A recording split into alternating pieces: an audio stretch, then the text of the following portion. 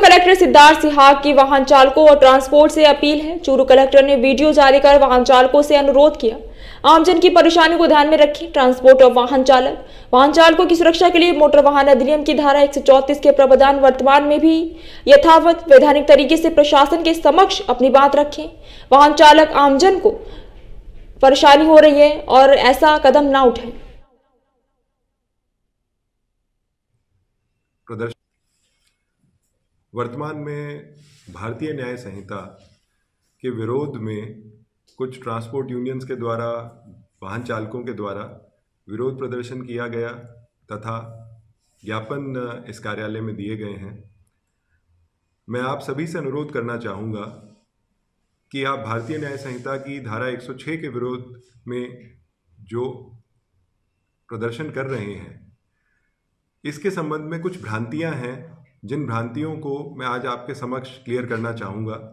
सबसे पहले मैं आपको बताना चाहूँगा कि इसके लागू होने से किसी भी प्रकार का परिवर्तन मोटर वाहन अधिनियम यानी मोटर व्हीकल एक्ट की धारा 134 में नहीं हुआ है।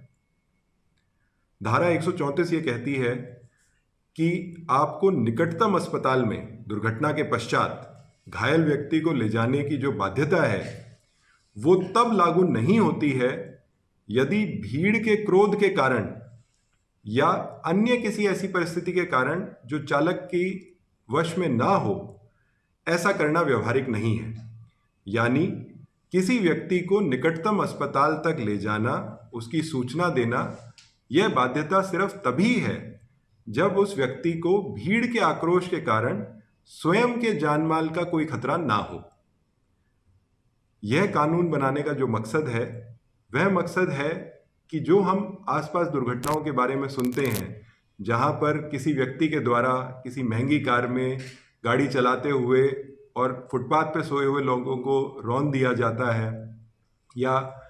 शराब के नशे में गाड़ी चलाते हुए कहीं पर ऐसा हादसा कर दिया जाता है और दुर्घटना के पश्चात वहां पर घायल को मरती हालत में छोड़ के वहां से रवाना हो जाते हैं। उन घटनाओं पर अंकुश लगाने के लिए इस कानून को लागू किया जा रहा है। यह कानून उन लोगों के ऊपर यह रियायत जो धारा 134 मोटर वाहन अधिनियम के द्वारा दी गई है उसमें कोई परिवर्तन नहीं करता है। जहां पर एक वाहन चालक के द्वारा अनजाने में यदि कोई दुर्घटना होती है और वो यदि वहां मौके पर सूचना देने में खुद को सहज नहीं पाता है, वहां कुछ ऐसी परिस्थितियां हैं जो चालक के कंट्रोल के बाहर हैं, परंतु यदि वो कुछ समय के पश्चात वो सूचना दे देता है तो उस सूरत में धारा 134 के तहत